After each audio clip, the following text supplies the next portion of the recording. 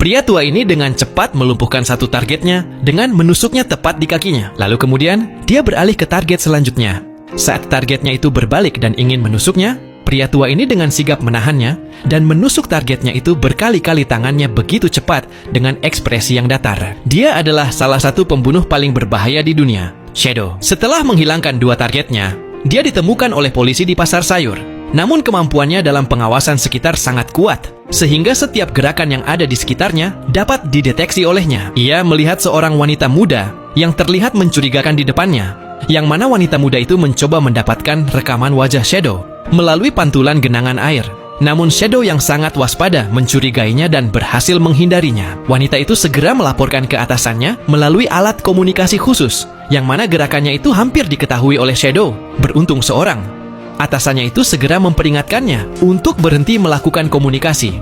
Dan kemudian Shadow pun melanjutkan untuk pergi. Mereka masih berusaha untuk mendapatkan rekaman wajahnya dengan memutar kamera pengawas yang ada tepat di atasnya. Beruntung dengan sigap seorang senior ini, lagi-lagi memperingatkan para bawahannya untuk tidak melakukannya. Sehingga mereka kembali lolos dari perhatian pembunuh paling kejam itu, dan pria ini merasa sangat lega. Untuk menemukan tempat tinggal Shadow, gadis itu melanjutkan penyamaran dan pelacakan berikutnya. Tapi apakah semuanya akan berjalan lancar? Saat akan menaiki lift, Shadow menjadi curiga karena gadis ini adalah gadis yang sama dengan yang di pasar tadi.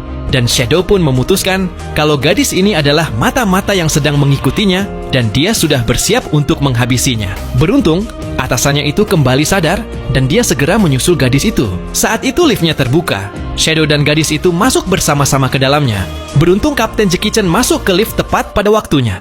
Dia menyamar sebagai ayah gadis itu, dan dengan santai melepas alat komunikasi gadis itu, Shadow memanfaatkan kesempatan menekan tombol dengan cepat sambil memeriksa telinga gadis itu dan tidak menemukan sesuatu yang aneh. Jadi mereka berdua langsung menuju ke lantai paling atas. Namun Shadow tidak akan membiarkan mereka pergi dengan mudah. Ia berhenti di pintu lift, mengamati ayah dan anak perempuan itu. Kemudian, dengan sigap mereka berdua berbelok ke suatu pintu.